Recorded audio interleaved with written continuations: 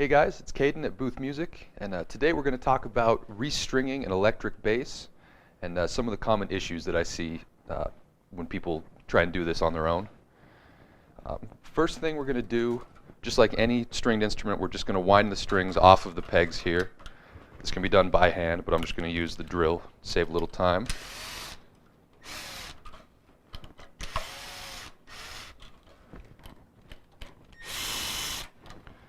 Now, on a bass like this, you can see that the strings actually load in through the back of the bridge here. It's really easy to kind of mess up the finish of your bass by just dragging that string out of the bridge. You can see there's a little lip here where the string can kind of just drag across the body, and that's abrasive enough that it can pull off the finish. One thing I like to do to just keep from having that issue is just pull the string out a little bit like this, and then clip the end. That way you can just pull the string back out this side and not cause any damage.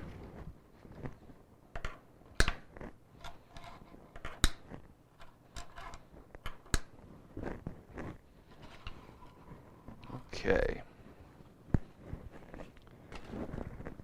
So we can set our old strings aside.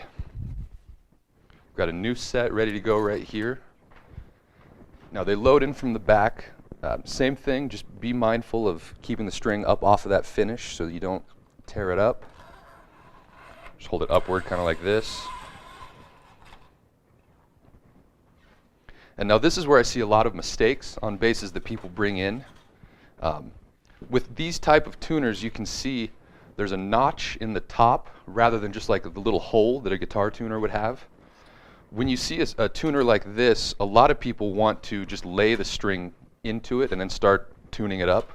What you want to do instead is actually cut the string about 4 inches past the peg.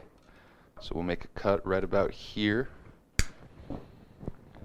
From there, the end of the string actually goes straight down into the body of the tuner, something like this, and then you just bend it at a 90-degree angle back out of that slot.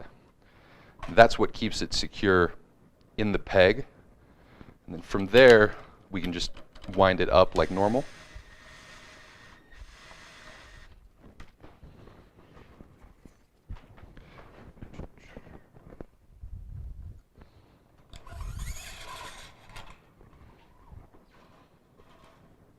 So once again, we'll cut and then go straight down into the middle.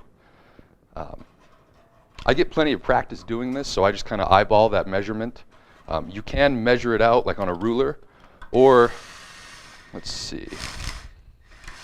One of the easiest things you can do is just keep the old string that you just took off of the bass and just measure that against the one that you're about to put on.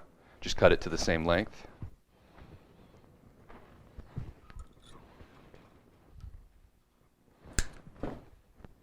This type of tuner is very common on electric basses, but it will also pop up on some guitars. Particularly on like modern reproductions of vintage guitars. A lot of them will use a smaller version of this same tuner. We'll just quickly get our last string in here.